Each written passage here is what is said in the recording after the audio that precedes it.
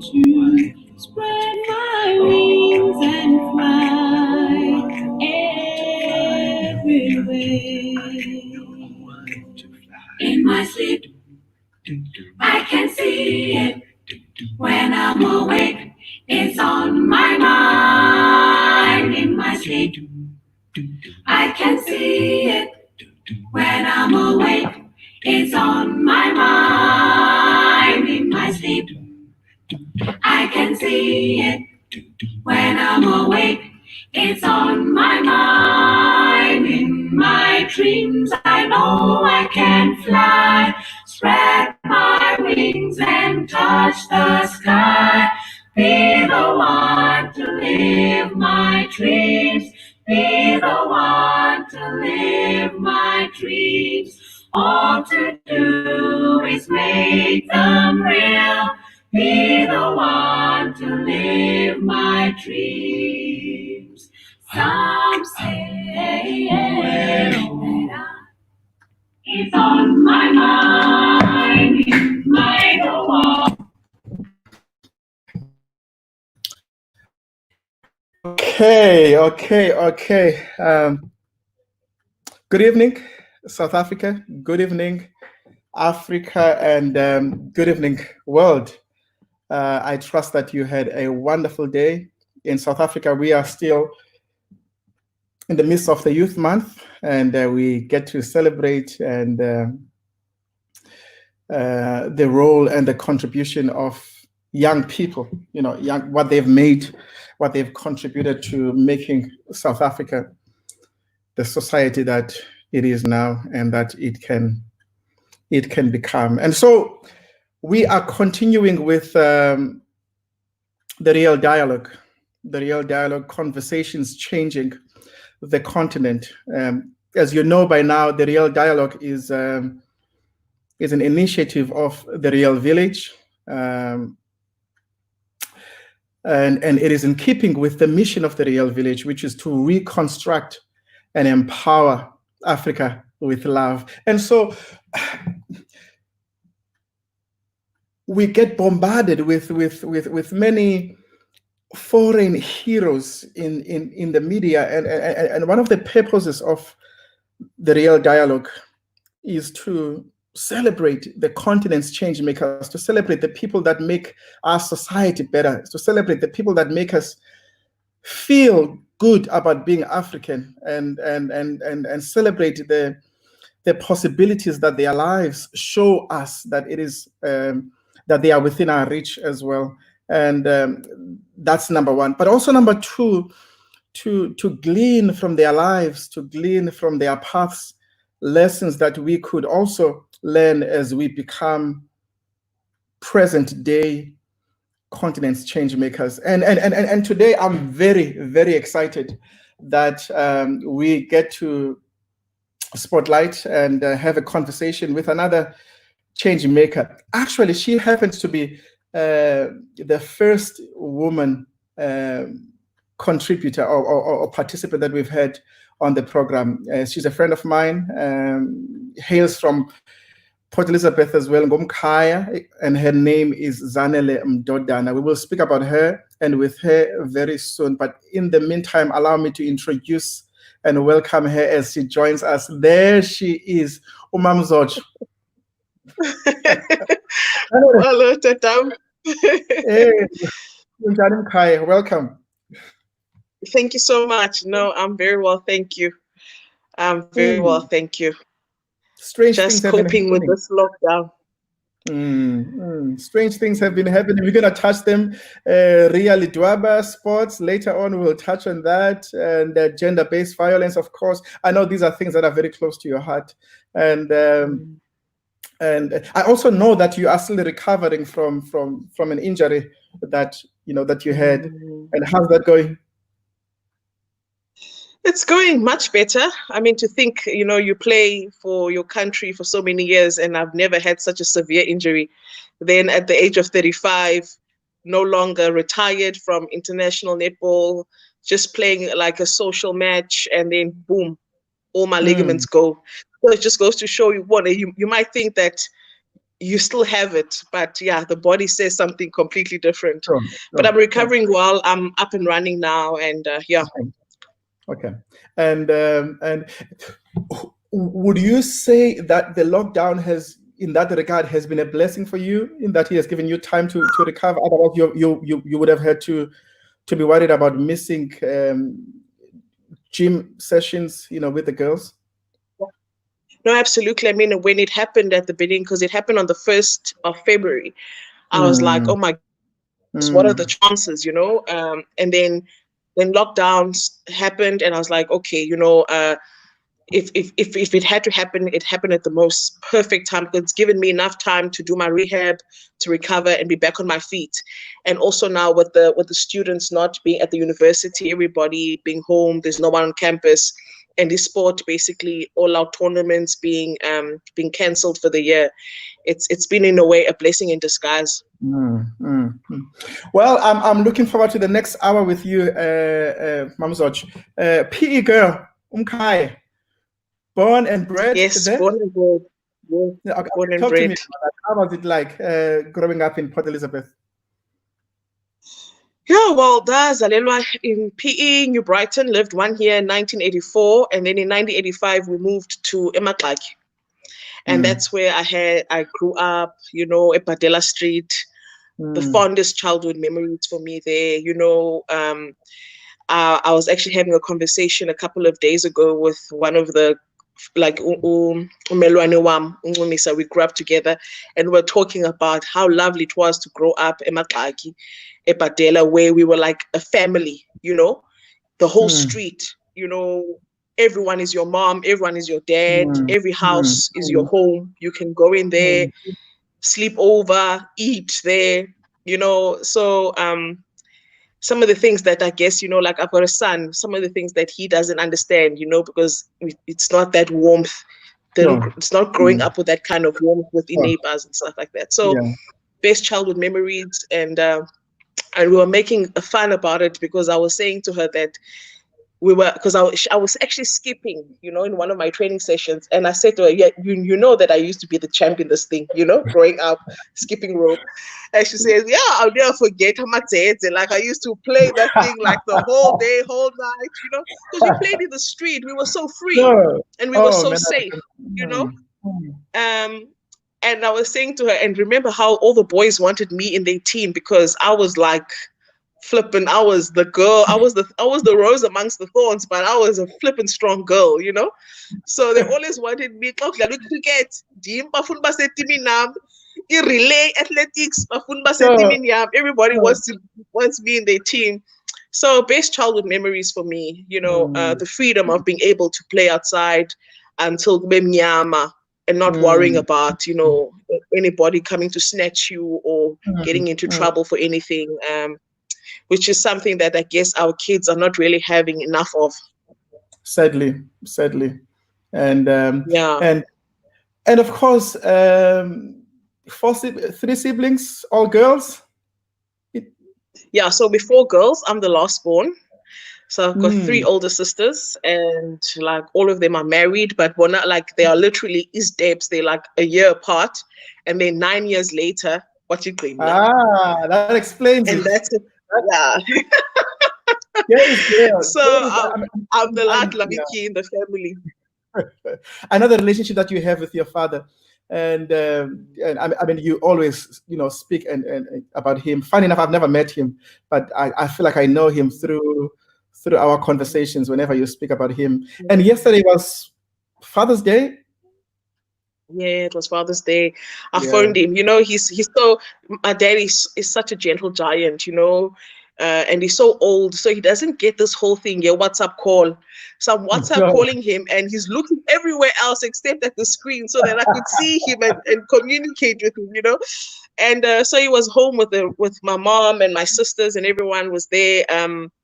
And they sort of made a nice big thing for him, made a nice dinner for him, just to say, thank you for being just a good example, and being present and being a role model to us. Although he was very, very strict, but back then, sasikhala about strict, but we look back now and we say it was actually for our good. You know, my dad is a brilliant man. He really is. And all my sisters bachatile and Obuti are like, you know, they see a father in him. You know, the way they also celebrated him yesterday was really was so beautiful to watch. Yeah. Talk to me, talk to me then about the importance of of of uh, of a present father in a girl's life. Woo! Yeah, ne? So for me, it's like, you know, like your father is like your first love. He is the man that affirms you as a girl. He's the man that validates you. He's the man that says, uva kutata ba ngiyathanda, those words, you know, okanye umhle, you know, you look beautiful. I remember for my matric dance, I got a dress made, whatever, and when those words came out of my dad's mouth, bandimhle, it was like, wow, you know, and the wisdom and the guidance, because I think it sort of sets the standard or sets the bar as umntana wentombazane, so that you know about uthando olu unconditional, uthando lunjani. Therefore, you don't go around looking for it, you know. And when you find something that is not quite like it, you are able to say, this is not it, you know. And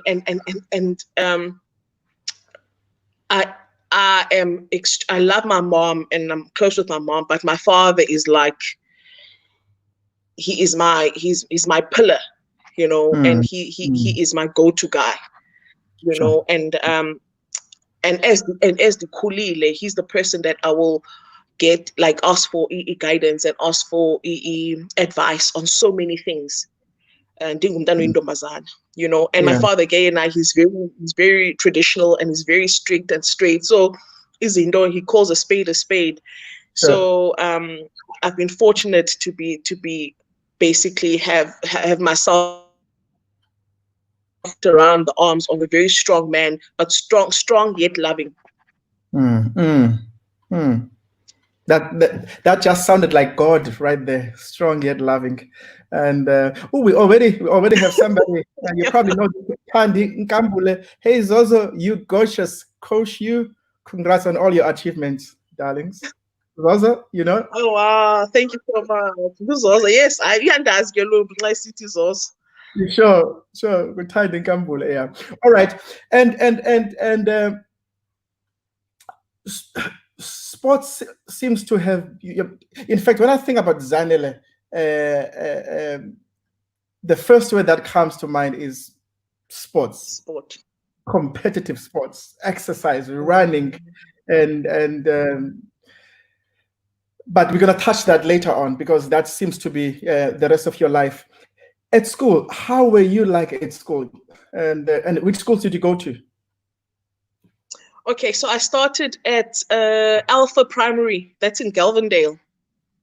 You know, close to Gadanga. You know, that area there. I mean, I still remember those days. Is that Guy Fawkes? They still used to throw the buses with stones and bricks, you know, and still smear you with polish and all that, you know. So at school, I was an athlete. Well, it's a colored school, so we didn't have like all the other sporting codes, but we had athletics, which was the main sport that we played. Sure. And then I left Alpha Primary and then went to Blote Bay Primary, because we moved from Matlagi to Blote Bay. So I went to Blote Bay Primary in standard 4 and standard 5. And then my high school, I did it at Victoria Park High School. And then I went to the P Technicon after that. And then when it merged with it became in Nelson Mandela, Nelson NMMU, and then it changed now to Nelson Mandela University. Yeah. So that has been my path and my journey when it comes to education. And high school? High school, I went to Victoria Park High in Warmer First Avenue.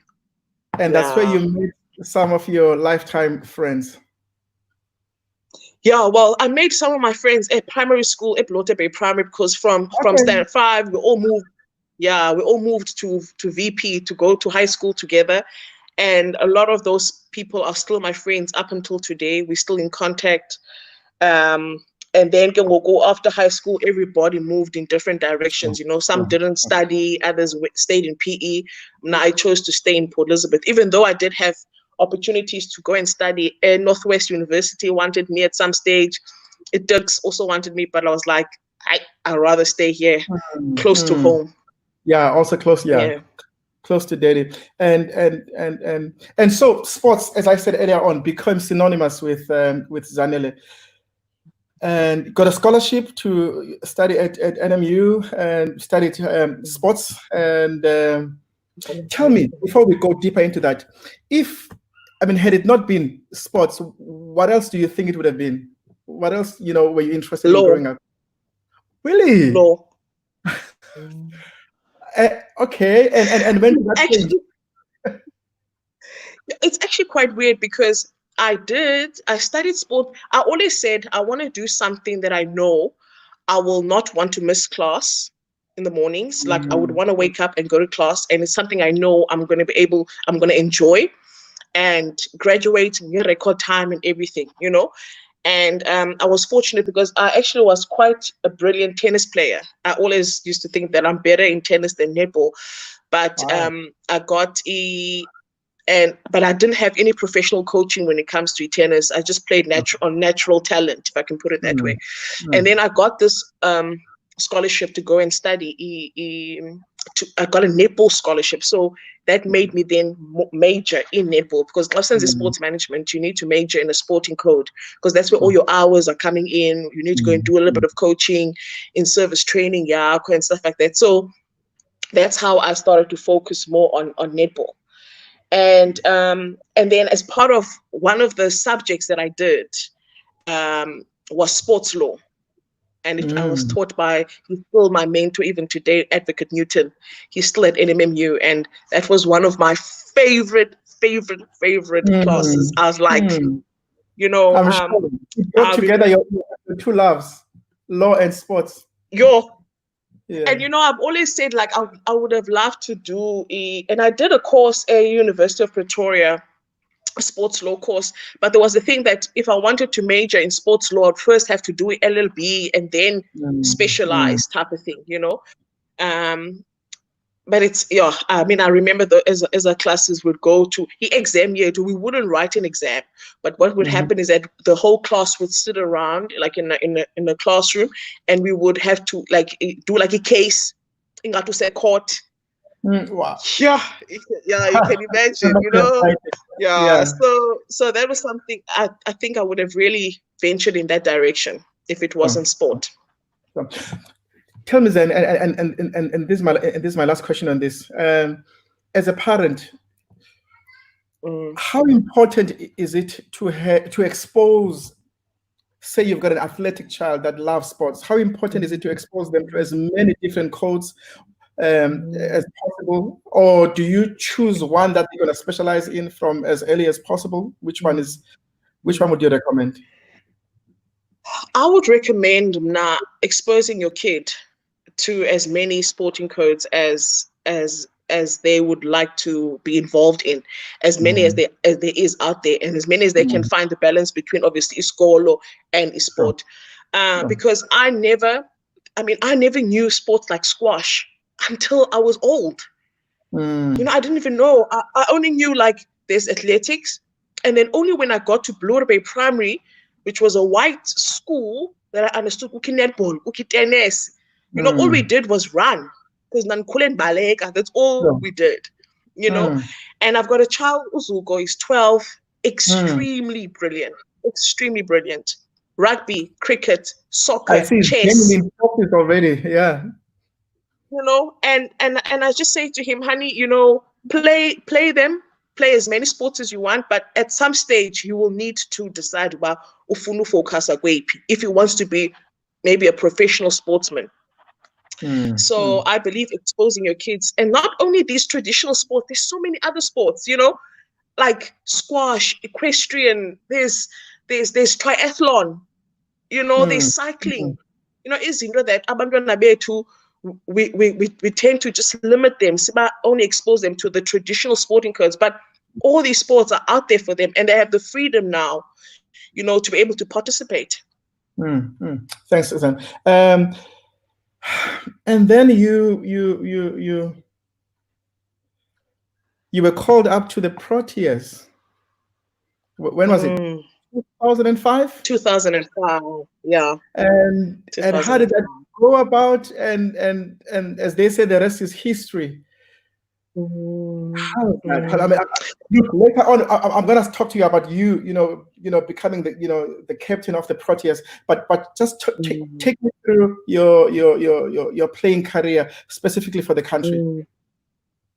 Yeah, so I just come back from the Under-21 World Cup, which was in Miami in 2005, and then obviously so my next transition would be the senior team, or not. So I was called up for trials and went there, played against the players that I've always looked up to. One of them was Lana Krieger, who was my coach, at university. Yeah. So, and I was fortunate enough to make the team, to make the squad first, and then to make the team. Then my first tour with the South African team was in 2006 when we went to the Commonwealth Games in Melbourne. And then I've been in the national team since then, and then I retired in 2015. I still have a It was 10 beautiful years, so much learning, so much growth. But I wish I was awake to those 10 years. I wish I was awake during those 10 years like I am awake now. Because I feel I could have done so much more, and I could have been such a better player and so advanced had I understood what it meant to be where I was 10 years ago, or like in the 10 years when I was playing for the SPAR Proteas. All right, and your most memorable moment. I'll tell you, for me, I can still see that picture with so much emotion and intensity. I remember when you guys broke that losing streak against England. For how many years was it? 12. 12 years. 12 years. And then my girl was the captain of the team that beats England for the first time in 12 years, and she's black. Talk to me about that moment. Yeah, crazy. You know what is the weirdest thing is that the team had toured to England because you play away and then you play at home. And I had some like hamstring injury, but I still remember coming back into the team. So this is my hometown. This is that's my university. I train in netball there in that facility all the time. My parents are going to see me for the first time, not at TV, but like live playing, because they hear your child plays netball, but they don't quite get it, And my family, my friends, my fans, little girls that look up to Zanele or whatever. And I remember my coach, Uilis Kotza, being asked in an interview, a pre-match interview, so like, what is going to be different, in this series? And then she said, I'm bringing back Zanele Mdodana back into her position. Like, I'm basically back into the team. And we played, because remember, we played Trinidad. It was Trinidad and England. So it was a tri-nations, so we beat Trinidad, then we played England in the final. Man, I remember everything about, we still stayed at the Garden Court in Port Elizabeth, and I remember that morning in our surface training, we were training like doing like captain's run, and we were trying, and our defensive unit we were so good. We just it's like an hour session quickly, you just fine-tune his before you play in the evening. And our attacking team, our attackers couldn't get the ball through. We shut the attack like crazy. And we were like, oh, okay, I think we're ready for tonight. Well, sure. And England had Pamela Cookie was their captain. She was the goal attack. And she had this killer move of running the base. And if she doesn't get the ball quick base, she pulls straight right down like the middle of the court. Afumani baller from like a wing defense or whatever by the transverse line. So all my coach said to me, Zanele, yeka yonke into wena. Make sure if she drives out, we are shut. That's all. Hey, we shut. Now she has to maneuver, come up with another plan, because the plan A was always worked, but we picked it up. And remember at that time that we weren't even we're not a professional sporting coach, you know, we're just playing for the love of the game. We were so good on that day. I mean, halftime in the change room, because normally you go into the change room and then the coach will talk and whatever. We even said to her, Coach, shh, don't say anything. We've got this. Asfunu rest, because we need momentum, you know, we're like, no, let's get back. You know, the combinations worked well. I was there with Osiniki Mdak at that time, Krishna Bueta or Adel Nimand. We were just a brilliant team, really, really good team. And when we beat that England side, man, that I think that proved to us that, you know what, if as a team stand together and you all committed to this common goal, that not a single one of us doubted, not a single one of us. And we just invested our positive energies in making sure we make this thing happen. And then from then on, okay, South African netball actually has got, you know, and become improved and become better over the years. Sure. Look, there's a bit of a connection issue, but can you hear me? I can hear you. Okay, I can see you now. Somebody just said, Sisi, you sound like you are reliving that moment. Can you see the comment there? Oh, I see it. Yeah. No, you're unreal. I still have those pictures of us jumping for joy, and it was like we just went crazy, you know. And it was just good. Those are legendary pictures. I mean, you know, those moments, and then there's a time when you are speaking with your team, and then there's a time when you are crying on the floor, and I remember those on the pictures. Floor. Yeah. Legendary. Now, and then okay, we don't have time. Fast forward. You start coaching, and then you start coaching at your alma mater, Nelson Mandela University, and later on the role that you're currently holding, first Black head coach of Martis. How did that go about? Funny enough, I remember you and I, we once spoke, and they said, "Hey, Dada, I'd love to go to Cape Town." And we were talking about you studying, options. Remember? I do. And then, boom, Dada, I think I'm gonna coach Stellenbosch. I'm like, wow.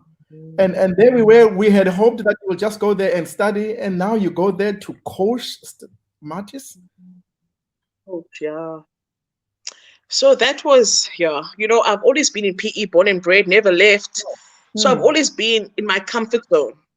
And I remember a very good friend of mine, Asana Makaka, was like, Ndanam, we need to start praying. But Utiko just opens a door for you outside of PE. You got to see what's outside of PE, And Joburg was never a place I wanted to go. I always wanted to be on the coast and Cape Town. Where's Stellenbosch? I knew there's a place called Stellenbosch because I was doing commentary for Super Sport, so a lot of the games would be played here and everything. But to come and live here, 1, 2, to coach the Martis netball team. I mean, rugby and netball at the University of Stellenbosch, they are big things. So I was basically in 2017. I didn't apply for the job. I can truly say I was literally headhunted because I was still at the Nelson Mandela University. But I remember speaking to my boss then, Stephen Thomas, and I said to him, I think I've reached the ceiling here at NMMU. I need a challenge. I don't want to be stuck in an office because at that time I was a sport manager. And I always wanted to be outside. I don't want working hours. I can work throughout the whole day and whole night as long as I'm doing something I love, you know? And then I got this call, and then things started quickly happening. Before I knew it, I was flown here to come and meet certain people, sort of like a little interview. And 2017 started at the University of Stellenbosch, and now it's 4 years later. Of course, that was not as smooth as it now sounds. Smooth. Yeah. Talk to me about the Africans. Talk to me about the African experience. Yeah. You know, ek kan baie goed Afrikaans praat. Goeie genade. That sounds good. I can speak very good Afrikaans because when I played netball for the national team, a lot of my friends were from the Free State, from Pretoria, you know. So we used to have this thing that, they must speak English to me, and I'll speak Afrikaans to them because their English also was not good, you know. So I learned to speak Afrikaans, and that was a big thing when I came here, you know. I'm a young person, I'm Black, and I'm coming into an Afrikaans, very dominated and staunch environment. So the players I'm going to be coaching, most of them speak Afrikaans. So it's very important, like Tatu Mandela always says, you speak in a man's language, you speak to their heart. The moment I came here and I spoke Afrikaans to my players spoke Afrikaans, and then I spoke Afrikaans back to them. Immediately the walls came down because they were like, oh, okay, this person is not actually here to tell us don't speak our language. Even though after we've come to realize that we need to speak in a language that everybody can understand, which is we speak in English. But it wasn't a thing for me about you can't speak Afrikaans, you know, because and they were so surprised that, oh my goodness, coach, you can talk in Afrikaans. You know, but it's not the language that we use now. Yeah. Sure. And somebody, Marara Smondile, my daughter is 9, a shooter. She's very tall, ball skills, and passionate about netball. I'm currently looking for good netball academies in Eastern Cape. We're currently based in East London. Can she please advise? Can I answer that? Yeah, please. Yeah, so there is the Eastern Cape Academy of Sport in East London. There's an East London branch, and there's also a Port Elizabeth branch. What I can say, Dada, I have like mates. They are not really academies specifically for netball, but there are players who are like provincial players, and some of them are former national players that reside in East London that have clubs. You know, so umntana ona 9 should be playing netball firstly at school, and then if you're looking at improving his skills, you could get assist with like individual training, if I can put it that way. Because and that is one of the things that has been my passion for Okoko, is that the Eastern Cape is the place where most athletes, especially Abamnyama, come from. And they feed the national teams. But we find that when it comes to academies and proper sporting structures and organizations, we are falling very much backwards by. But there are like players like Ozukela Twaba or Nosi Gota. Those are former national players that are in East London that can be able to guide you and say, okay, for extra training. Sure. And look, thanks for that. Oh, by the way, there's Punky. That's my kid sister. Can you see? That's my sister. That's my big sister. Oh, wow. That's beautiful. And now let's speak about the elephant in the room. Inequality in sport, which, you know, it's very easy to see it from the amount of investments and sponsorships that are being poured into women's sports versus to male sports. And talk to me about that. I know you feel very strongly about it. I feel very strongly about it, and I've gotten into so much trouble because I I know. don't even, I'm not even apologetic about it, because the thing is, I've been there.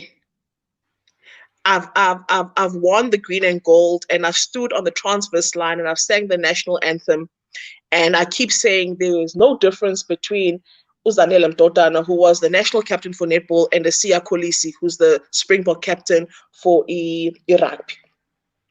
But when you look at everything, there's a massive difference, you know. And women, I don't know, it's like I was having this conversation with someone, and I was saying, why is it that we are able to fill rugby stadiums or fill soccer stadiums and stuff? And I came to this conclusion that if there's a rugby game that's playing, the father of the house goes to the rugby game with the mother and the kids, and then invites friends, say, listen, man, mate, rugby masambeni, and then that guy friend will say, pull his wife or the girlfriend or whatever, and the kids. So it's like all of a sudden the stadiums are full. Why, when there's a netball game or a hockey game or a cricket female side team that's playing, is the mother not able to say, Tata, nabantwana masambeni siyobukela eso sport? Do you understand? That is something that's been ringing in my head, you know, kakhulu. I mean, we're looking at netball, it's the biggest women's sport in our country. And you're telling me we can't be professional? You're telling me that we can't get paid as females to do what we love, but we are expected to perform and achieve the exact same results like our male counterpart sports. Then we have they're males that are male-dominated sports that don't even perform, but the money's being pumped in there. You know, then you don't quite understand. And then there's this whole talk about equaling the playing fields, closing the pay gap, and all the talk, but nothing is being done to make sure that that happens. Now, I wish I had the answer to the question, because we're approaching corporate, we're speaking to the government, we're speaking to the Minister of Sport, we've been crying, we've been asking, but everything is just falling on deaf ears. So what needs to happen? How are we going to breach this gap? You know, how is female sport going to be respected just like male sports? Because, I mean, let me give an example that last year, 2019, our national netball team went and played in the World Cup. All of a sudden, they're in the semi-finals, and everybody's like, oh my gosh, netball has always done well. Netball has always done well. But even that performance in semi-finals in World Cup hasn't changed anything. We're still not professional. Imagine if it had been Bafana who reached the semi-finals of the World Cup. Oh my goodness. Firstly, I think all of those guys would be millionaires now, and then they all would have farms and everything else to go with it. You know? I mean, I remember there was a big thing during the World Cup when they said if South Africa goes into the finals or they win, they're each gonna get R1 million from Spa or Telkom or something like that. Now imagine this is being said to players who don't have an understanding about R1 million in a bank account, right? And they say this before they go and play semi-finals. Can you imagine what is happening in those players' minds? Umdu's already seeing, Nancy Moto, Nancy Intlu, Nancy Don. You know, the focus is shifted completely. And we rocked up in that semi-final, and I mean, we were completely outplayed. But those are some of the things, you know, that I feel, you know, we dangle carrots prematurely, I think, in women's sports. I think Malis are encouraged. We've been performing without the money. Imagine what we can do when we are professional. That's true. I mean, 2023. I was going to say 2023 is around the corner in South Africa, but we don't see any hype.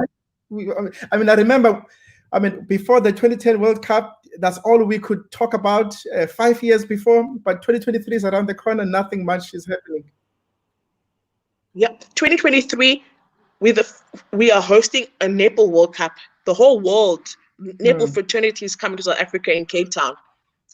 And we have just appointed a new coach and a new assistant coach. And we have to make sure that we put together a team that is going to hopefully play in the final and win the World Cup.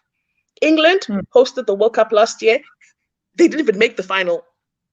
So as a host nation, you need to make sure that you do whatever it takes to prepare your team to the best of your ability so that our girls can go out there come 2023 and, play to lift a trophy, something that's never happened for an African country, let alone for South Africa. All right, let's your faith and spirituality. I know this is one of the things that is very important and very an integral part of who you are as Zanele. But tell me, sports and spirituality, is there space for? I mean, is faith and spirituality an asset in professional sports or a liability? What do you think? No, definitely an asset. Definitely an asset. To actually, you asked this question because I was having something similar to this with a former teammate of mine, Erin Berger. And she was saying to me, Zanny, I remember when, because my coach used to say that I'm the pastor of the team. Because it would be like, she'd be like, Zanny, when you pray, I know we're gonna win. Only when you pray, I know we're gonna win. And I was fortunate to understand the power of knowing who I am and knowing the word of God for myself. Because when I was going through a lot of things in my sporting career, that's where I drew strength from. That's what anchored me. That's what didn't incongese. Yes, there were things coming, but I knew exactly, and I stood firmly on that word. And I was fortunate to also have people around me, like Aban Bafano, Reverend Beneng, like Wena Dada, or Mac, people who really gave me the true word, the real gospel, not lay dilute where your it was straight, it was solid, and I found it a lot. I found myself, I planted myself firmly in that. But there was no way now I would have survived a 10-year career in the national team if I didn't know who I was. And of course, one of the reasons that question comes up is because, in fact, there's a question that speaks to this. How do you balance sports and Sabbath keeping or church going? Seeing that once one goes professional, most tournaments are on the weekend, which is Saturday for Sabbath or Sunday. How do you balance that? So yeah, that was really a big challenge, because you don't want to forsake the gathering. You want to be in church. You want to sing. You want to ufundis, preach, and you want to fellowship. But that was the thing when you are a national athlete or professional athlete. You seldom at home. You're always on the go. So what we did quite well, and it was something that Coach Rate was very adamant about. For example, if we're having a training camp in Pretoria, or we in Bloemfontein, wherever we are, we look on a Sunday, we look for a church and we attend. So I might not necessarily attend the Kawayam, but I would go to, let's say, SCRC or Ray Macaulay's church, whatever. But on a Sunday, we would definitely attend Ikaw. And if we are overseas and it's places as Azio, we have our own soul food. So what we do without fail, everybody in the team has an opportunity to read the word and pray. So we call it soul food. It's a time that we allocate either in the mornings before we go for breakfast, or we have it in the evenings before Siolal. So we sit as a team and we share the word and we pray and we have discussions. So we always kept ourselves spiritually awakened. Sure. And fed. Time is against us, but we've got to come to this one. It takes the village to raise a child. you've got to talk to me about those people that impacted you and who you are. That teacher, that pastor, that neighbor, the people that contributed to the Zanele that we see today. Yeah. Firstly, Nage, I'm very blessed because I've got an amazing family. You know, I've got Abazali who are basachajile even today, baleko 50 years ago. I've got sisters who treated me like a qanda, you know, or sister bam. I learned how to cook dimdala grit because my sisters did everything for me. They protect me, they love me. And when it comes to sport, I've had teachers, like literally people who went to the ends of the earth for me. People who held my hand and walked my path with me. Abanabafano Miss Bam in high school, Mrs. McLeod was also my accounting teacher. There was a guy called Uncle Reg. Believe it or not, he's a male, but he's a male netball coach. That guy saw Italian Diam at the age of 10, and he was like, he would pick me up from home, take me to trainings, up in a young dropper. You know, I had my university coach, Lana Krieger, who was my mentor, who taught me everything I know about coaching Gogo, even the style of coaching, the way I do Zindo. You can see her a lot in that. And I was also blessed to have coaches who really saw, who accepted me for who I am and knew that if they embrace Uzanele for herself, they're going to get the best out of me. You know, and abefundisi bam, like Utatu Fremantle, someone who is like my soundboard, who I can just call up anytime, Dada, you know. And I've had beautiful friends, Banbafano Bonga, Bonga Mbenenge, or Yanga, or Mandlake, or Tatuksi, or Sydney, you know, people who just always there, my friends. And I've got, again, my circle of friends is very small, but it's very, very genuine. You know, Abantu that I've been in high school since grade 8, since he told me till today. You know, and I mean the kulele emagxaki, like I said to you, phaya umama kancumisa mama wam, you know, and I lacked nothing because I had everybody's love and everybody's protection. So I don't think you can ever, I can ever fault, you know, even though I had very strict parents, but their strictness saved me from a whole lot of stuff. I mean, Dada, can you tell you, in matric, I had a curfew. If phone yasekhaya, my landline can't ring after 8 o'clock. 8 o'clock, if that phone rings, my dad is picking it up and he's like, hello? Yeah. So whoever it is just automatically drops, you know? And I couldn't go out and go to parties and stuff like that. But at that time, maybe they complain about, you look back and you say, ish, yeah, it was all good. It worked well for me. Sure. Okay. And one of the reasons we've created this platform, Zanele, the Real Dialogue, is obviously, as mentioned, to reconstruct and empower Africans. And there's no better way of empowering people than to put before their eyes people that look like them, that speaks like them, that knows where they are and what they've been. And but talk to me about your vision for Africa.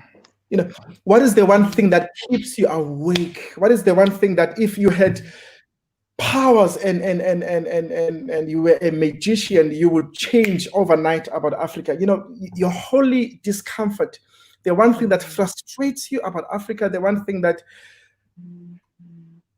makes you hopeful about Africa.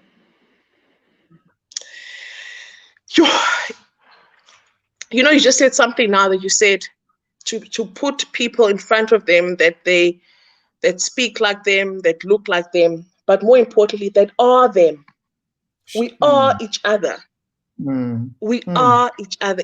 For me, it's like there's so much wealth in Africa, but we tend to not realize if we can sit and be Africa, the power that we possess. But we look outside for for, if I can put it, Western validation or Western affirmations and Western ways of doing things.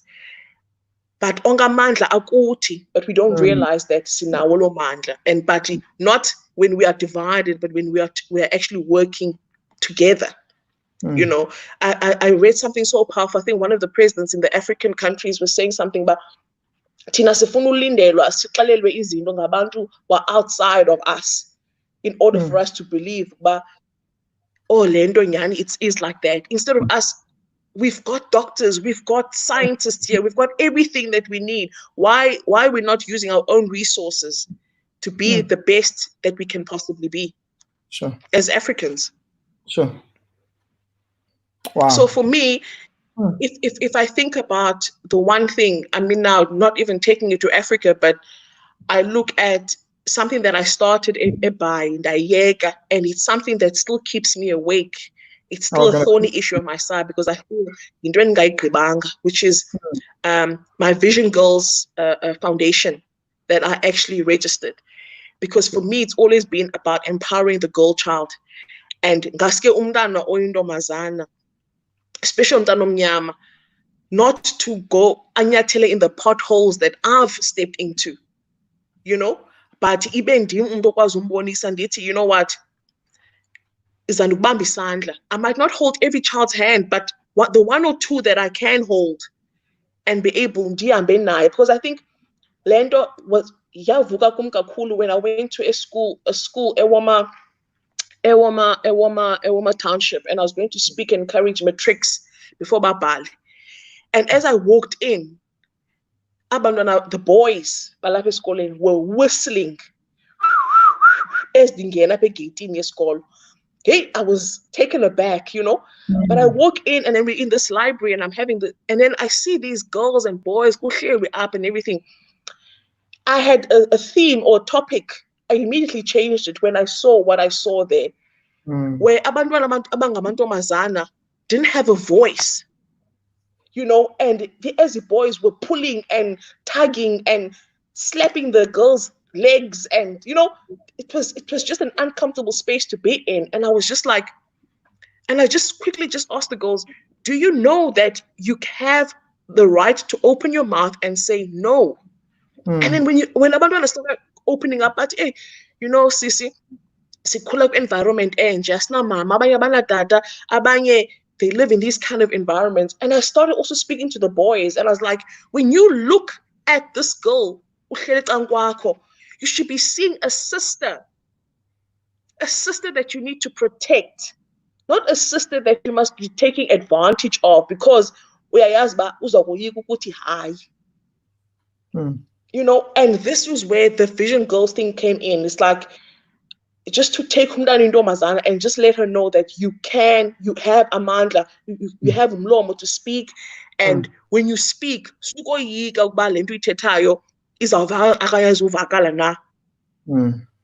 you know, and it's something that for me is a lapakum, but obviously then combining it with sport and using sport as a tool to empower the girl child.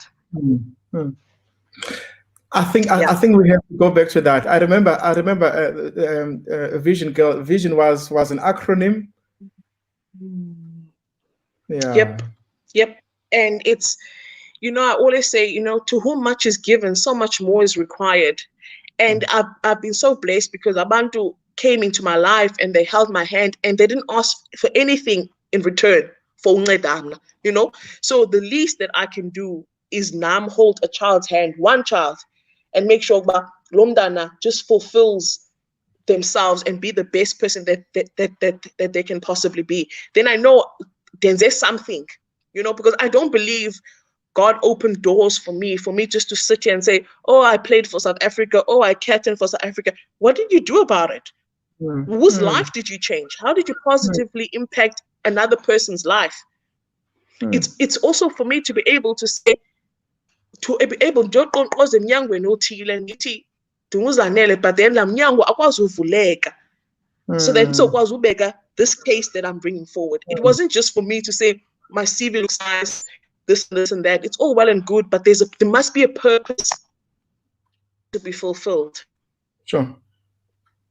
You know what? I'm thinking maybe we can speak about it outside of this platform. Surely we can, at the Real Village, organize something around sports. You know, you, Sia, Kolisi, Makayantini.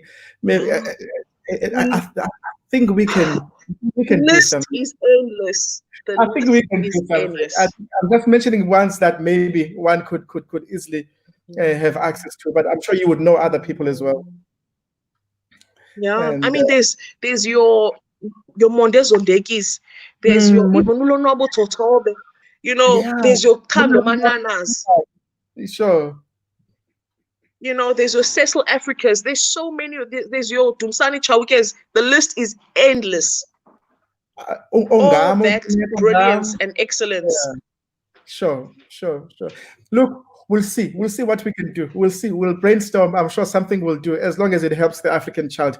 Now, tell me, my friend, how would you want to be remembered? Let's talk legacy now.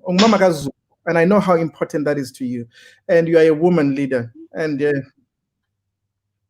you have a voice, you have a platform. But tell me, how would you want Africa to remember you? 20 years, 30 years from now?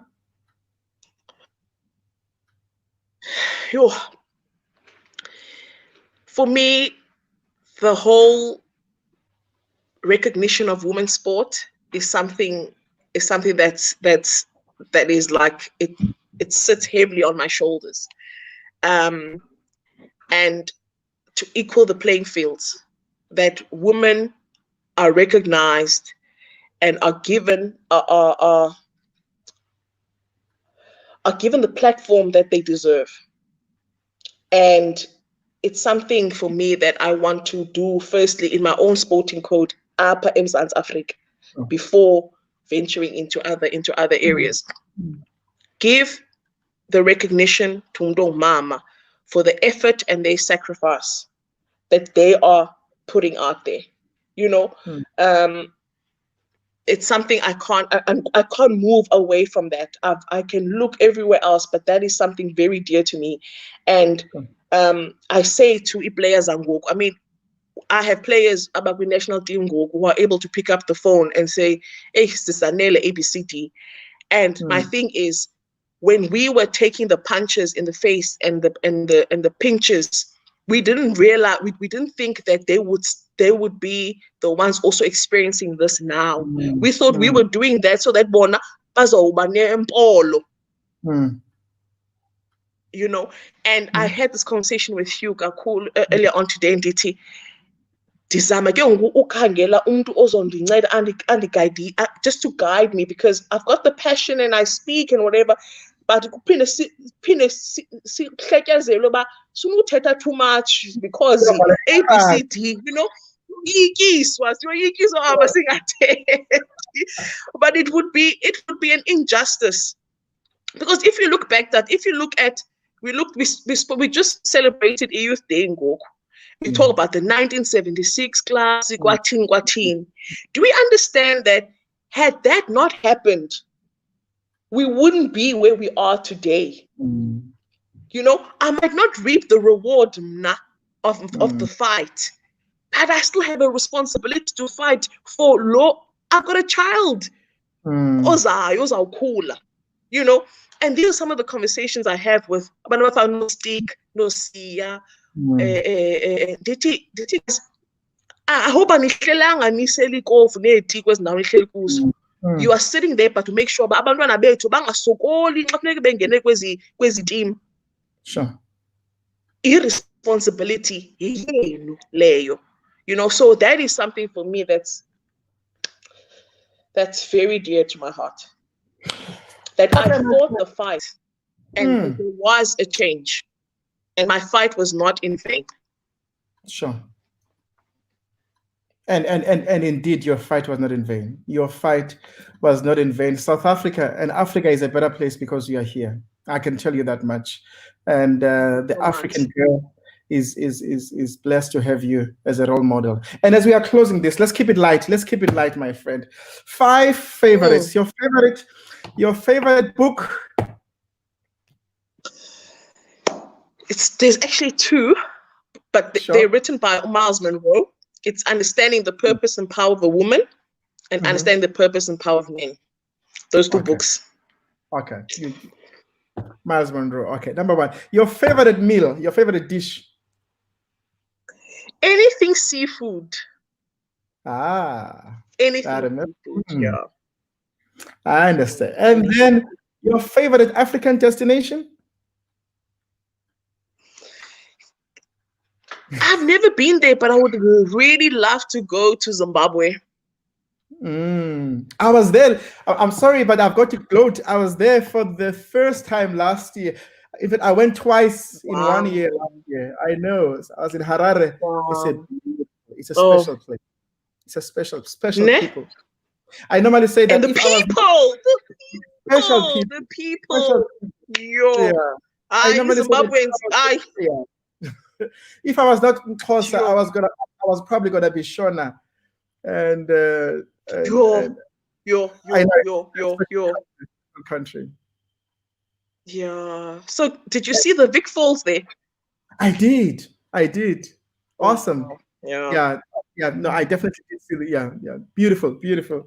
And when we were there, it had just rained, so there was actually, like huge fall. Yeah. And your favorite song?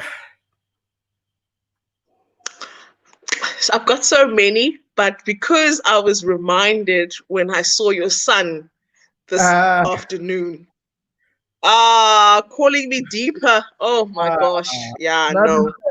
One of my favorites. Yeah, Marvin Sapp. Yeah. It's a beautiful song. And your favorite quote or mantra that you live by? Quite a few for different areas of my life, but I think I carry it especially now in my life as a coach. It's only impossible until it's done. It only seems impossible until it's done. Sure. Yeah. Zanele Mdodana, thank you so much. Thank you so much for your time, my friend. I really appreciate you honoring us with your presence.